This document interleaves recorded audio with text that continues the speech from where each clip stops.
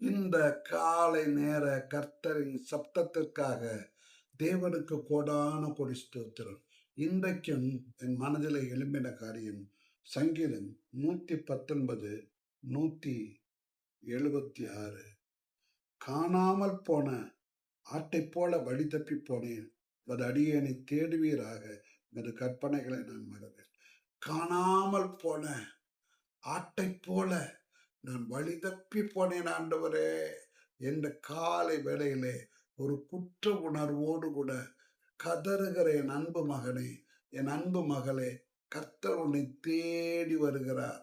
இந்த காலை வேளையிலே தேடி வருகிறார்.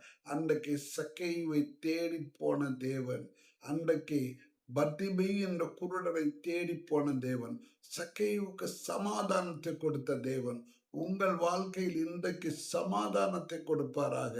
பர்திமேயுக்கு சுகமாக்க சென்ற தேவன் உங்களை சுகமாக்கி காப்பாராக.